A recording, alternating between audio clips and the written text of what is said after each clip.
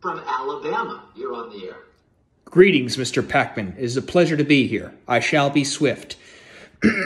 I come here because I seek your opinion of a relatively new tax proposal called the Chaos Tax, and to briefly debate its merits. As a gesture of good faith, know that I will judge your arguments judiciously. Okay. Anyway, the Chaos Tax is a tax proposal where you have different revenue pools and you tailor the rates to that revenue pool. And it is a range of rates bounded. And the rates are tailored to minimize compliance costs and administrative costs. And it is called a chaos tax because within those bounds there is randomization in application, like, say, from people who pay it.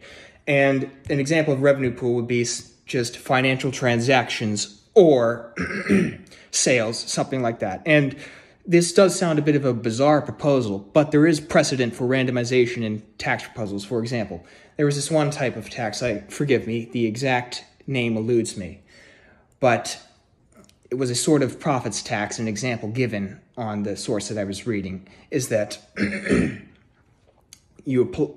was applying it to corporations, and that the randomization helped minimize the costs of either compliance or actually just minimize deadweight loss due to economic distortions from the tax. So I'm just wondering what you think of a tax of this nature. I don't even know that I understand it. Are you saying that for a given group, like, for example, corporations, the tax rate they pay is subject to basically chance, where some corporations randomly pay 11% and others pay 17%, and you don't know until you file your taxes? It wouldn't be like that, no, because the entire point of the tax, it would only be applied to pools such as financial transactions, where the cost of trying to account for it, like you said, will be lower than if you just didn't bother trying to account for it. For example, there was this one case, I believe it was from the 70s, where this person made millions of dollars skimming from the rounding errors in bank transactions. So the tax is not meant to be filed by the people paying it for that very reason, because in that case, the one that you just cited, if you actually have to file it, the costs of not accounting for it are greater than just not ignoring it.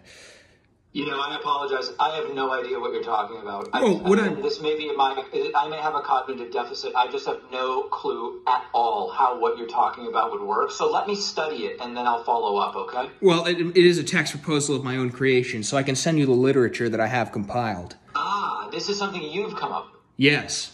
Yeah, okay. All right, good. Send me the literature, and then, we will figure it out, okay? All right, then. All right, thank you very much. Oh, by the way, one last thing. Oh.